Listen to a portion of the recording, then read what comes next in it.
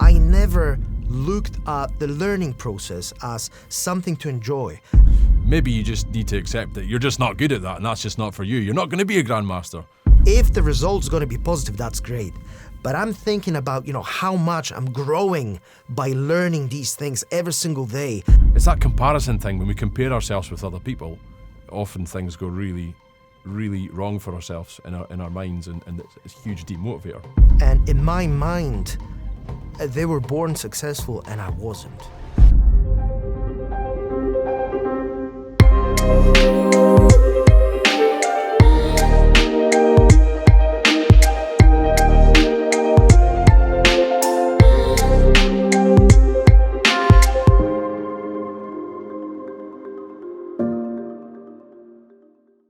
Mindset. Marius has been reading a book on mindset, and so we're going to have a conversation today about mindset. Hopefully I'm not going to screw it up because I've not read a book on mindset. So yeah, I'll try and add a bit of fuel to the discussion and maybe do my usual challenging on some points and find out what interesting things we can explore. Brilliant. So yes, the book that Ben was just referring to is called Mindset, and it's written by Carol Dweck. That's the book, and I have to say this book really helped me to verbalize the difference between growth and fixed mindset. So it is my understanding that she was the one who actually coined the term of a growth mindset. There's an analogy that I've heard used before, from a long time ago, and maybe even comes from her if she's the originator of the growth mindset. But it was the image of a shark in a tank, and maybe they even did this experiment, and they put a glass barrier in between the middle of the pool, and the shark would go around. He'd hit his nose on that barrier several times. Sooner or later, he would learn not to go on the other side of the pool. They remove the glass barrier, and the shark always remains on one side of the pool. So that would maybe be a fixed mindset. Yeah, I think that perhaps these two things may not necessarily be related. I agree completely with what you've just said, and this is about conditioning people to believe in something. Another great example of what you just said would be with the elephants that we used to train for the circuses. So when they were little tiny elephants, what they did, they'll tie them to the rope and to the stick, and that was a really heavy-duty stick. So regardless of how hard they struggled to try to escape from it, they couldn't, and one day they decided it's simply impossible. And that's why these people were able to achieve what they did. So imagine an elephant. It's so huge. If you tie it to the little rope and to the little stick that's, that they're usually attaching them to, in the circuses back in the days, this elephant's got so much strength that it was easily, rip off the whole tent. But because it was conditioned, he knows not to do it. But when it comes to growth mindset, I think that there's a difference between us and animals, because, we've got these concepts in our mind about what is possible and what isn't. So one of the aspects that I really wanted to talk about that really makes us so much different from animals is that, surprisingly, if you look at every single species, if you look at, all the plants, it seems to me that every single species tries to, become the best version of themselves. They don't have limited beliefs because they don't have the concepts that we do. And they always strive to become the best. And they actually use this growth mindset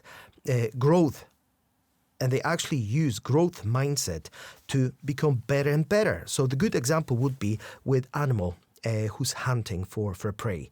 So normally, once the prey escapes for the first time, second time, third time, the animal doesn't give up. Animal doesn't think, okay, that's it, I'm done with hunting. And ultimately, it will try as long as it will take until it catches the prey. And during that process, every single time it fails, it actually learns new things. It learns how not to do certain things. Same goes for our children, for instance. If you look at the child, how many times will a child going to try to walk? They're going to try to walk as long as it takes until they walk. It's not like, one moment they're going to say, okay, I give up. This walking thing is way too hard, so I'd rather sit. No, we don't do that. And it seems like, over time, as we grow older, these social concepts are actually turning our minds into more fixed way of looking at everything. Okay, so to be a bit comical, Marius, you suggested that plants and animals, the environment is what changes them in the mindset. The plants analogy maybe doesn't work quite so well because they don't have minds, so they won't have a mindset. So maybe a more biological external factor that's, whether that's God or biology or whatever, that causes them intelligent design or living organism. Something else. I should have said. It's an organism, yeah, sure. Yes, the environment changes. So with the shark, there's the environment change. Now, he doesn't need to get to the other side, so he's not going to have that push. Start dropping in some fish on the other side, and things might change. I don't know if they did that experiment. For the child that wants to walk, with all of these things, there's something that motivates to do that. And for the child, there's examples. There's other humans walking about. So it's like, all right, okay, they can do it. I can do it. So that's probably part of the things that feed into that growth mindset. So yeah, environment, huge part of it. Let me push back on that one. It's like, you could argue the same way. So there are some people who are really successful at business. How is it that everybody is not striving to become the best at business? How is it that, it's like your analogy with the child who's seeing, other people managing it, so, it's probably possible. That's the problem. Most people don't think that way because most people have a fixed mindset. Most people think that your innate abilities is what you've got and you just have to deal with it. Some people are smarter than others and we can't change it. And that's why we're having this conversation today, because although in the past, in my early childhood, this is the way I look at the world because of the way I was taught by school system, by the society.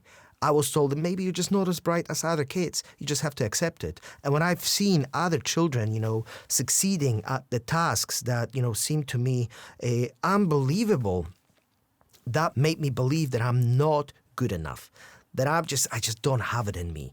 And that ultimately led me not to try as hard as I could. That led me to, what's the point of learning if these people don't even have to try and they're getting, the best grades? Whereas, I'm putting so much effort and, it seems like struggling. It seems that I'm struggling. And I think that's one of the things that these people were rewarded and for this success. And in my mind, they were born successful and I wasn't. And at any point in my childhood, I was not told by any of the teachers that it's great that you're putting so much effort. The problem is that we are all different and we all learn at different levels. And some of us are much faster at learning and others are slower. So instead of praising someone for their rewards, you should praise them for all the hard work they've put in, regardless of the ultimate grade. And I think that this grading system, back in the day when I was going to school, I'm not necessarily sure how it works right now, but it worked as a deterrent for me. It worked as an obstacle because there was this, set point at which I had to present, my best work. And that was it. I was assessed on the basis of that one day, on the level of preparation for that particular test. And at that time, I thought that was the best I had to offer. Whereas now I realize that life's not that simple. This is a continuous learning process, which we have to embrace. And, every single failure should be interpreted as yes, maybe it's a setback, but this is a learning experience. So you don't think it's the environmental factor which is affecting things? You think it's something else? What do you think? Help me to understand what you mean with your story about the school, about when you were at school. What I mean by the story is that while I was going to school in my early days, I was conditioned to have a fixed mindset because I was told by all the teachers that I'm only as good as my grades. I was never told by anyone that, the hard work is ultimately rewarded. And the problem with the school system is that you've got these artificial deadlines that you have to achieve certain things. And as I said earlier, we're all differ. Some of us learn quicker than others. But ultimately, if, let's say, for example, you're super talented, you don't have to put any effort in maths. Whereas I do struggle a lot. And one day, as long as, we're talking about some elementary level, you're succeeding. And because you're being constantly rewarded for that by being told that, oh, you're so great, you've got such a great results, and you think to yourself that you don't really have to put that much effort in it. So you start thinking about yourself as, I'm talented, I'm gifted, so I don't really have to work that hard. And if obstacles appear on your way at that moment, you're going to start thinking to yourself, I thought I was so great. It will have a detrimental impact on your mental health. I think you're right, and I think that's maybe some of the ideas behind the liberal idea of let all the kids win. Nobody wins, so nobody loses. There's no losers. An idea which a lot of people in society reacted to because they're like, but maybe that idea was born out of what you're saying. You want to create an almost utopian perfect system that works perfectly for people. There's another way to look at it, and it's what's the story you were telling yourself about what was your mindset about that education? So your mindset was when you're being praised and you're doing well, that works well for you. But when you're not succeeding, and other people are, maybe because you say, as you say, factors. Maybe there's environmental factors such as, or innate factors. Maybe it's genetic factors. I don't know about that. Maybe they are intrinsically gifted more. There might be environmental factors. Certainly those are the ones that I have seen in reality, I've witnessed, and that is if they've got parents at home who are stimulating them and being examples and providing an environment where they're tuned in to learn, and as well a story that helps them to do that. There's some very demotivating stories that I think go along with the mindset, and that is you must do well at school. If you don't do well in this test, if you're not in the top class, it's that comparison thing. When we compare ourselves with other people, often things go really, really wrong for ourselves in our minds, and it's a huge demotivator. And the problem is, if you're being graded for everything you do, what we tend to forget, we don't realize is that this is a snapshot of where we are at this given time. And the problem is, once the snapshot is taken, we move on to the next material. So you never really get to continue, learning about that particular topic. So even though somebody may be super talented, but with enough time, you will overtake that person and you can become a real master at that. And there will be a point at which the person, without putting enough effort, will reach its maximal potential, and people with fixed mindset will think, okay, this is it, that's the best I can do because this is who you are. Whereas, other person, maybe I'm not that gifted. Maybe, I've been getting way worse grades earlier in my life, but because I continue, because I persevere, and I don't really look at the failure as an end of the journey, but more like, learning curve, that changes everything. That allows you to persevere and learn and learn and learn and ultimately get to your ultimate goal. It turns you into this lifelong learner. But for me, when it comes to school, it actually demotivated me to learn. It actually, when I left my high school and when I went to the uni, I completely dreaded reading books. It's because of the way all this was presented to me. It's because everything was related to some sort of exams, and I never looked at the learning process as something to enjoy, as something that can enrich me and make my life better. I thought that I had to do it because there was a test, and that was it. There's nothing else. And I think that in today's especially here education system, especially when it comes to primary schools, I quite like the idea that the children don't get grades, because I think that you should promote children's efforts to learn rather than trying to label them, you're only A or you're only B, you're only C, whatever.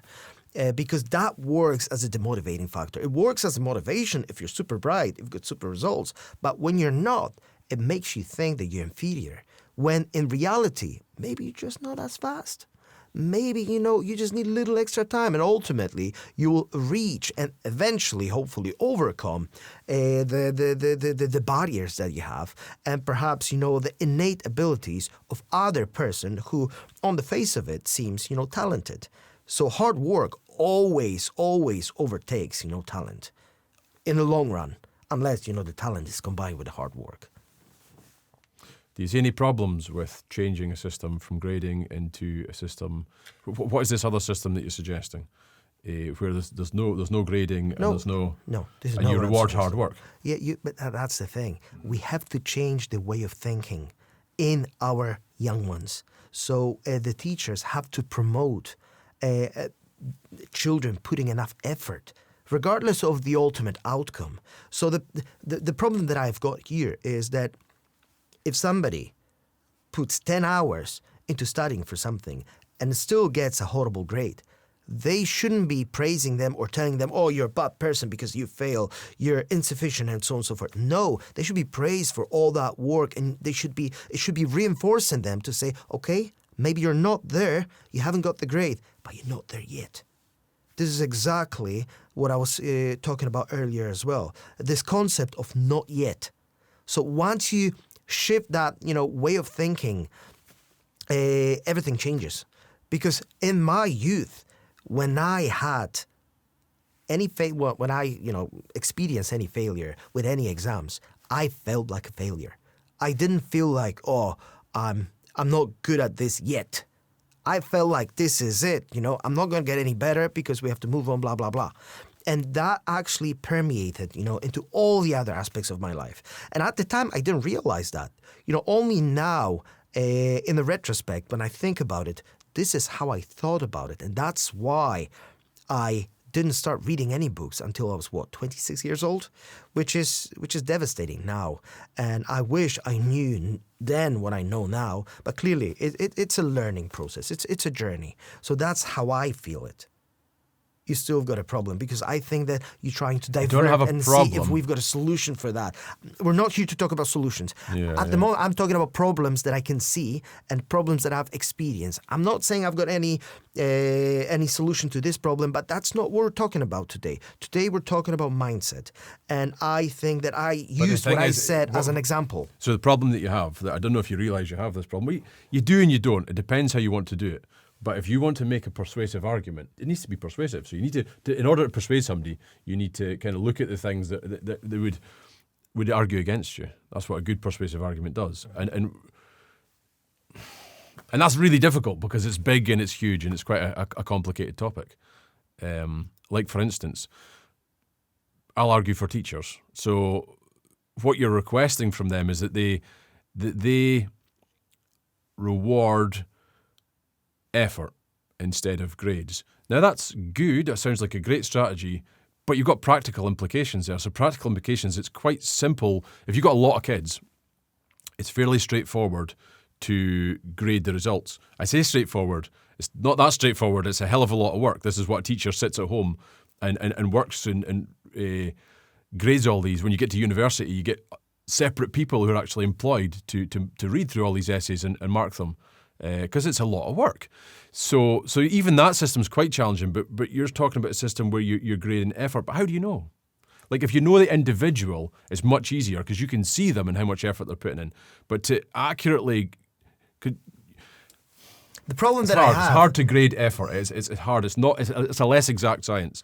So it sounds good. And can I even give you an example? So I'm going to argue what you're saying. Okay, so here's an example. During basic training for territorial army, there was the intake of us, however many, maybe like 50 of us, training to be signalers. One of the guys was really small. He was about 5 foot tall, but crikey, did he put in a lot of effort. So he struggled just to complete the forced march. He struggled with the obstacle course, really struggled. And he was awarded at the end the kind of best cadet or whatever, best private. And rightfully so, because huge amount of effort he put in just to make the grade. that worked in that situation, and I guess that sounds like maybe what you're suggesting.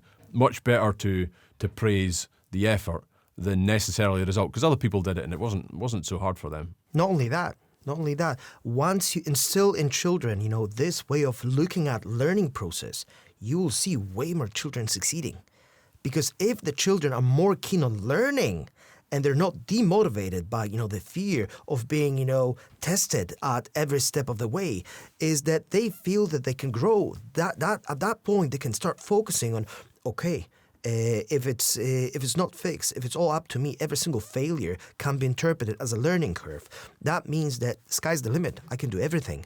And that's my biggest problem. My problem is that because of my mindset, because the mindset that was instilled in me in the early days, perhaps I haven't succeeded as much as I could have at the time. I think I had to get to the point of, having a growth mindset over the years of learning and, trying to get into that all by myself. No one ever taught me that, and I think that some of us, I was going to say, that, this is innate ability, but I wouldn't necessarily say it's innate ability. However, based on the research, even presented in the book, you can see that in children as early as, when they're 6 or 7 years old, if you ask them questions about, challenging topics, they will see how they react. Some of them, if they can't succeed in any given game, will just give up and say, it's nonsense, I don't want to learn. I don't want to learn because, I'm not good enough.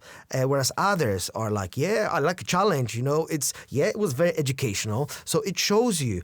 And these things are, I think that in the part are instilled in us, by our parents. That starts in home. So I wouldn't necessarily say there's any genetic aspect of it. I would say that it's more nurture than nature.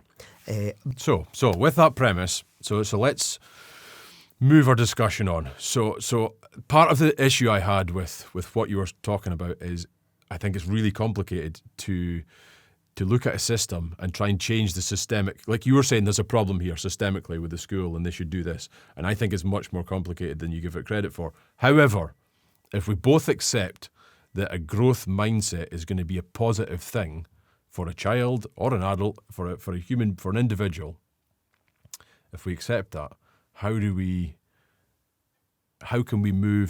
can people move towards a growth mindset instead of a fixed mindset? Understanding it on intellectual level. Once you understand that, then you have to try to reframe everything that's happening in your life. Like I said, the concept of not yet. This concept of not yet is amazing. If you think about it, whatever horrible thing happens in your life, I'm going to give you a good example. A couple of years back, we've discussed this, in the past. I've had this diploma in public interpreting exam, which I've been studying a lot. I've been studying a couple of hours a day, and I was so positive, I was so motivated and everything. And I went for the exam, and as much as I succeeded in, the part of the exam, and I've passed 3 out of 5 exams, I failed 2. And at that point, when I failed, I didn't have a growth mindset. I thought to myself that I've put all that effort. I did all this. I did all that. Maybe I'm just not good enough. Maybe I don't have it in me. And I started blaming. And I said, maybe I had a bad day. Maybe the person that was assessing me wasn't doing, a good job. Maybe they didn't like the way I looked because, I didn't have hair or so on and so forth. So I was coming up with all these excuses. And right now I can see that, because of that, I haven't actually approached resetting the exam on the same year and last year, because I said to myself, it's all crooked and there's no point of doing it. Whereas right now, a couple of months ago, I've decided that I want to try again, and I can see now the way I thought then was the wrong way of thinking. So right now, I'm trying to reframe it in the way so I enjoy the process more than looking forward to the result. If the result is going to be positive, that's great. but I'm thinking about, how much I'm growing by learning these things every single day. And I'm becoming a better interpreter by this, by studying, by reading. And even if I'm going to go for the exam, even if I'm going to fail, I'll be honest, the last time around, I've learned so much. I became so much more valuable to my company because of, all that extra work I've put in. Yeah, maybe I haven't succeeded completely, but I became a better person by doing this. So right now, my frame of mind is that I'm learning for that. I'm not going to be, fixating. I'm not going to be stressing out over it. I'm just going to enjoy the process. And every single day, I know that I'm taking little steps towards, the success. And I try not to think about the exam as an ultimate goal or failure. If anything, if I'm going to fail, what that will actually allow me to do is to spend another 5 or 6 months to learn more and become even better interpreter, if you think about it. And yeah, that's one of the examples that I wanted to use. That in the past, that's how I framed failure.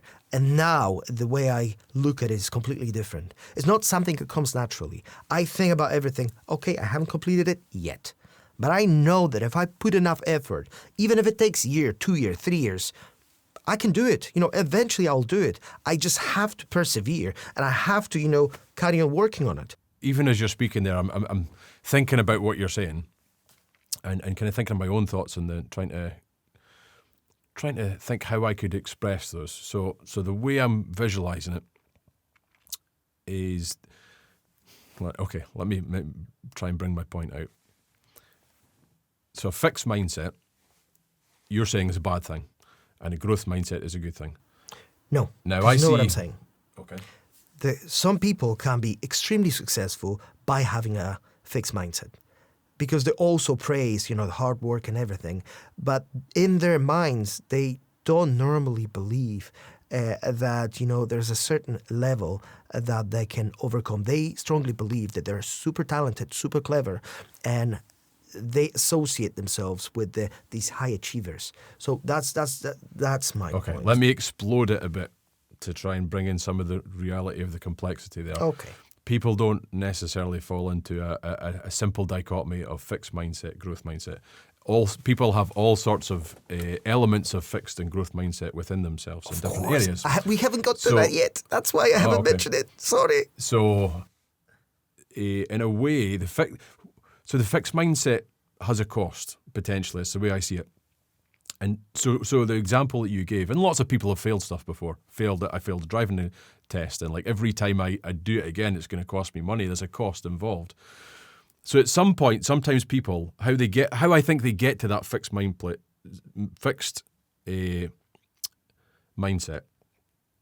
is to stop that. Like, what does it provide for them? Well, it stops them from free falling. If they're climbing up a mountain, it stops them free falling. So the fixed mindset is hammering an anchor into the mountain. So that could be really useful for them because what is that hammering it in? It's reframing.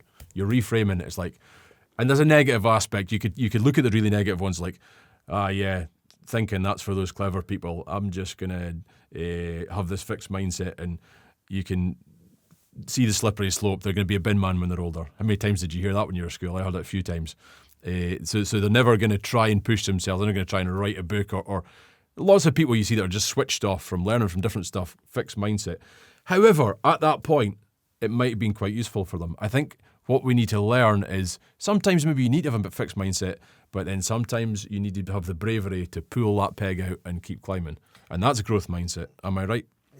You are to this certain extent, but what I was trying to say when we move on to the next aspect of this conversation is that we all have a combination of growth and fixed mindset depending on the different aspects of our lives. So each of us can recognize, there are certain areas that we're really good at and we are persevering and learning, and we realize that, it's only a matter of time for us to achieve a success in this particular field. And the funny thing is that unless you understand the process on the intellectual level, you think that you're only good at this particular thing. Whereas, with the growth mindset, what you can actually, once you fully conceptualize it, you can realize that every single aspect of your life could be turned into this, success. So any single area that you struggle with, any single area that you have more fixed mindset, that. Like I meet people all the time who are telling me, "Oh, I'm just not good, at learning English." So, some people were born with it, and I just don't have it. And I keep on telling them that this is complete nonsense. How much time do you spend on a day-to-day basis actually studying? And then they tell me, I don't really spend any time because I'm not good at it. What's the point? And I'm telling them, well, see, this is your answer. You're not putting enough effort because you already have this preconception in your mind that you can't achieve, any success in this. So this is a great example. Whereas, on the other hand, they're excellent at gardening. So I'd ask them, how is it that you become so, proficient at gardening? Were you born with that gift? Oh, no, of course not. I've been doing it for years. So I enjoy it. It's like, see, this is a great example of, if you cultivate, certain tasks, certain behaviors, over time, you will become better at this and better. And, the way you should look at every single failure in your life is that this is a learning curve, regardless of how painful it may be. But maybe you will realize that, really there are some certain things in life that they just need to be told, listen, this is not for you. And you're never going to be a grandmaster of chess. Because I don't want that fixed mindset. But you get what I'm talking about, yeah? Go on. Yeah, I kind of get what you're talking about, but it sounds like you're just saying, this is what I'm hearing. If you keep trying hard, you'll get better at things. It's like, yeah, okay, that's a given. But I don't see that that's creating a growth mindset. The growth mindset is something different. You need to pull out the fixed mindset. You need to transform the fixed mindset before you change it into a growth mindset. So how do you do that? You don't just do that through hard work. Because how do you change your mind about it? Yes, okay, you can look at other people and say, well, how did they get good at it? They weren't... Okay, sorry. Yeah, I see what you're saying. You're saying you need to change... You're looking at one particular aspect. You need to change your fixed mindset that's to do with they've got some genetic advantage. No, you need to recognize. No, you need to recognize there's a difference. You need to recognize that there are some aspects in your life that you have that growth mindset.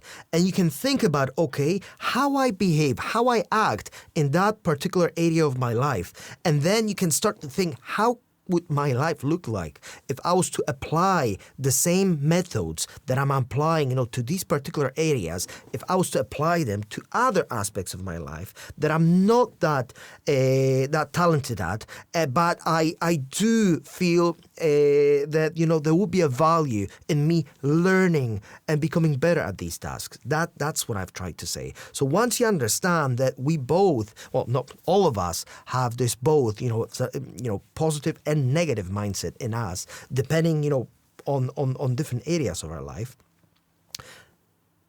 will help you to just transfer it elsewhere.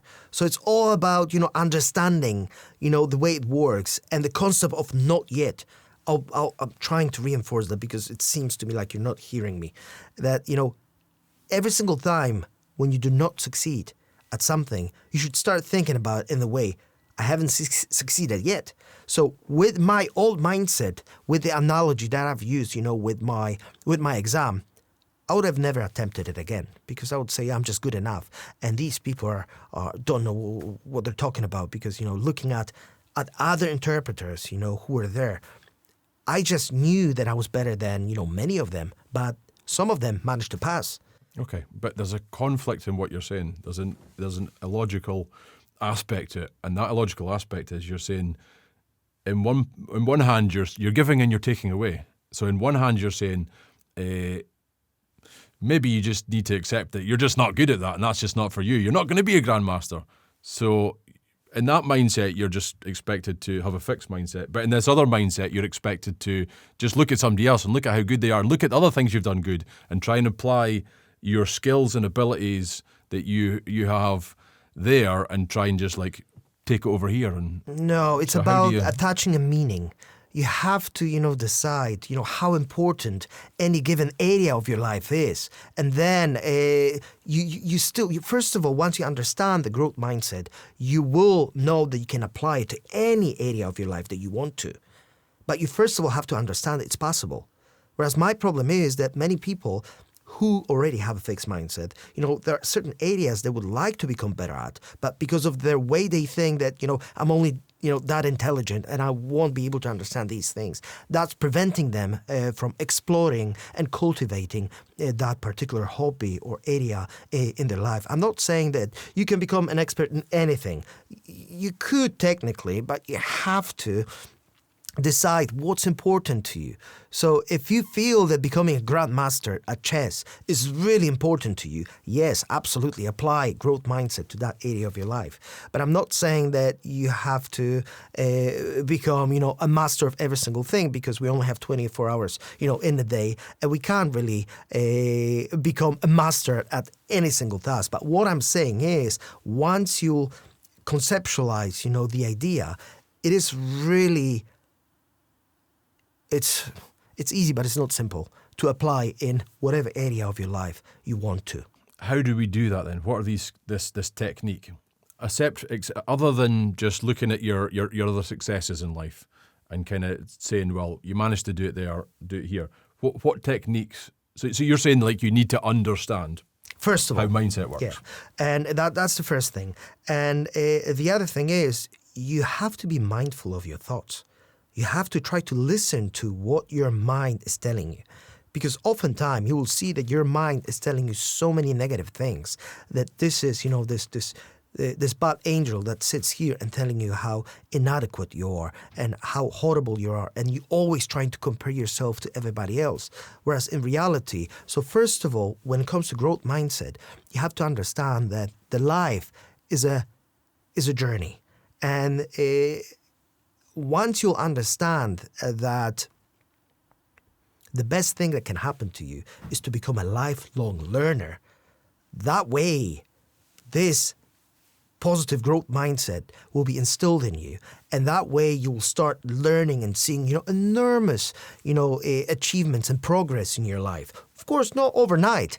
It will take time, and it takes practice as well. It's a habit. If you always have a habitual negative thoughts, it's going to take time, to change it, because, it's so difficult to change hardwire habits and behaviors, and you know that well. But the idea is you just have to start implementing this new behavior, new way of thinking. So every time you fail at something, you have to say to yourself, okay, I failed, so I haven't achieved the ultimate goal yet. And once you reframe every failure that way, that keeps the door open. That gives you additional motivation to carry on and persevere, because you know that, okay, I failed and I haven't achieved that yet. So that means that all I have to do is put more effort and more time, and ultimately I will get there. So I think that once you understand that, your whole life will change. That's what happened to me when it comes to reading. When I started reading in English, it was so difficult. It was, I was using, such a broken English in my mind, and I couldn't understand half of the things that I was reading. But because of my perseverance, because of my strong belief over time that I can become really good at reading, my skills have improved significantly. I'm not the super reader yet, but see what I've just did? I'm not the super reader yet, but because I'm spending lots of time on doing it, at least an hour or two a day, because I want to achieve, certain level of proficiency, that's keeping me motivated. And I don't think that I'll ever be 100% happy with the way I am. And that allows me to continue growing. Mm-hmm. Which is great. It is still the point of environment. It's like, how important is it for you? How important is it for you to get up and walk? That's one aspect. So it's the importance. So for you, it was really important to do it, and that's why you do it. The other importance is examples. And that's huge. When you see somebody else do something, that's a massive motivator, because it changes your mindset. You're like, they can do it. I had a friend, he was an army commando, and he was doing the basic training, and lots of guys don't make it. It's really difficult and brutal, and you're going to force yourself through. Like, one exercise he talks about, and I don't think I could do it, is they had their backpacks on and their full rig, and they'd be doing marches and different stuff. It's just one thing, but there's a tunnel, a pipe, and it's submerged in water. And you got to get down and into that pipe, and you will kind of get stuck. You're not going to be able to get through it on your own. You're relying on somebody else coming down from the other side and pulling you through. there'd be different things that freak different people out. But for me, like that claustrophobic thing, I'll do everything else, but I don't want to do that. But he told me the way that he got through a lot of this stuff was he just kept telling himself, well, other people have managed to do it before me. And that's a massive motivator. When you see somebody else do something, that can change your mindset, and you can think to yourself, yes, you can do it. It takes time, though. It takes doesn't happen. examples. It's not automatic, though. Look, takes examples. There's plenty of examples of people who are in great physical shape, but it doesn't mean that most of us working fit and healthy. The problem is that understanding it is one thing. It takes time and it takes practice. You actually have to practice it on a daily basis, and once you start practicing it, you will see that you can apply it to any aspect of your life. It was like with exercise. When I started exercising, I had these presuppositions that there's only a certain amount of weight that I can lift. There's only a certain amount of things that I can learn when it comes to fitness. And, the other people who are doing, these amazing things, they've been doing it all their lives. So, they've got this unfair advantage.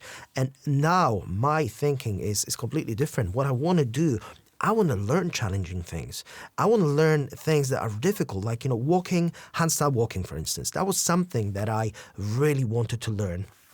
And like you said, I saw other people who were able to do it, and I know of other people who wanted to learn how to do it too, but none of them have put enough effort to actually practice through the failure. So I've been practicing every single day, I don't know, for 2 or 3 weeks, and eventually I've learned how to do it.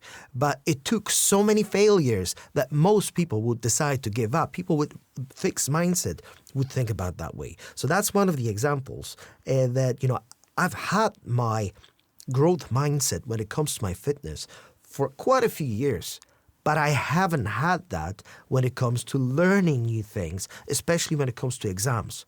So to push back on another aspect, though, it's to do with cost. So how much did it cost you to fail at doing the hand walking?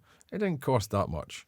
You fell down and you try again. Whereas with tests and exams and these other examples that you give, they all cost resources. And resources are not unlimited. Yes, you have a life, and it's hopefully going to be 70, but your resources are all finite. The hours that you have in a day, the money you can expend on trying again and doing that test again. So it's all about attaching importance to whatever you want to achieve. And for me, at that time in my life, I said to myself, it's important for me to learn that. And someone would say, but there's no ultimate goal. No one's forcing you to learn that. You don't need that because you're going to go for any sort of competition. No, but I said to myself that this is what I want to achieve. I said to myself that I can't do it right now. It's so challenging. I've tried so many times, but I know I can do it. If other people can do it, regardless of how many times I fail, I'm going to persevere. And in fact, the way it works on me is that more I fail, more I persevere, more stubborn I become, and harder I want to work on becoming better at this task. So, because it has importance for you. Yeah, that's the difference. Because I attached this high importance to this particular thing. It's up to you to decide, what level of importance you're going to attach to any given aspect of your life. It's only up to you. It's not up to anybody else. So we can't really, talk about in terms of that, some people find it more important than others. Ultimately, it's completely up to you to decide what is important. I think you have to talk about it in those terms. If you don't talk about it in those terms, then you're not really getting the growth mindset thing, because you're only going to spend the resources on doing that if it's really important to you. You're not going to just do it with anything. So that's what changes for a lot of people with fixed mindset, because it's just like they accept the consequence, they accept the failure. It's like, I'm not going to be this, I'm not going to be the Grandmaster of Chess, I'm not going to be an intellectual and go to university, I'm just going to do this other job. And it's like, once they've conceptualized that and they've visualized that, that's the fixed mindset. And so what you'd have to change first of all before you try and make them have a growth mindset is you have to change their must and what it is for them. You need to motivate them and make them want it enough. Like take for Polish people, for instance, you use that as an example. You can get by in this country without learning English. There could be some advantage. Well, that's the thing. I think the reason they don't do it is they maybe tell you a story about, they tell you their fixed point anchor and they say, some people can do it and I can't do it. But really, they don't see the value in it enough for them. If there was enough value for them, they would consider taking that peg out the wall and start climbing again and do a growth mindset. So why to me, would- that's the reason that you need to do that. Go for it. Yeah, Tell but me. why would you want to motivate them? They have to motivate themselves. Motivation is a very fleeting experience. You have to have really strong why. You have to have something that will pull you. And your why, you're the only person who can tell yourself what is but your you started why. this conversation looking at children. So those are some people that you have some responsibility Yes. for educating. And so that's what you start the conversation with. So okay, you don't have responsibility for adults. They have responsibility to motivate themselves. But for young people, you're educating them, you're trying to motivate them, and you're saying this is something demotivating to you, this kind of fixed mindset, this idea that this demotivated you. Mm-hmm. And with your own children, the way you look at it, you have to make a judgment call. These are your children. You have to base an educated decision based on your own life and, with the best interest of theirs in mind. So you should instill that, positive growth mindset in them as early as possible, and not only praise them, oh, it's great because, you got A from that exam. No, you praise them for all the hard work. So even if they learn and they only get C minus, you praise them because you show them how hard they worked. Yes, maybe they haven't succeeded yet, but you just have to reinforce that, thinking pattern in them as early as possible. The difference between them and us is that their minds are so plastic, they're so malleable, that it's so much easier for them to change that mindset. It doesn't take that long. And we are the parents, so we are, this is our job to teach them, how to become, these lifelong learners who, to teach them how to see the world and to realize that anything we do in life, regardless of the of any given, snapshot of time, it's just, how you are today, but it doesn't mean that this is who you're going to be for the rest of your life. So you have to understand that with whatever you decide that you want to achieve, all you have to do is enough time and resilience. And we have to encourage them to do the things they enjoy, they love, and just stick to it. So if let's say your kid likes to draw, but, you can see that, he doesn't look like he's ever going to be a Picasso. It doesn't mean you want to embrace it because, drawing is a skill, something you can progress. I saw it in my kids. When I saw one of the first pictures of my daughter, Maya, I thought to myself, what was that? That was Storm. And she's been, drawing Storm all the time. And she loves to draw the Storm, like little circles. And I thought to myself at the time, she's not going to be a Picasso. But now she's been drawing all her life and her skills have become, really, really unbelievable. So she's sorted out your mindset. Yeah. And that's the thing. We want to install this in children as early as possible to think about the world from that perspective. Because when I went to school and when I wasn't good at something, my teacher would tell me, you're just completely useless. Just forget about it. Can I make an argument? Absolutely. You don't need to install it. You just need to not screw them up because they already have it. Nurture they already it. have Just a nurture growth. it. They naturally have a growth mindset. Yeah, they do. It's just that we screw it up for them. Not only us, it's a society. It's societal norms, school system and everything. It reinforces, these certain types of behaviors that are expected of us. And we're not going to be arguing whether or not it's a good thing, because for the society as a whole, perhaps it's a good thing, because there are some people that are just untrainable. Maybe not, I'm just pushing it too far. And you need the boundaries. But ultimately, you're right. I think you're absolutely right. We're being taught out of a growth mindset as we grow older, and as we start to fail in our life, and as we start to compare ourselves to others, and when we start to believe in what other people are telling us about ourselves. And I think that for today, that'll be a great conclusion. So we hope that you've enjoyed today's episode. It took us a little time and effort to prepare for that, and we hope that you can appreciate it. However, if you still have any comments or any pointers to us, we really appreciate any comments. And if you find any value in what we've been talking about, please hit the like and consider subscribing. And we'll see you again next week.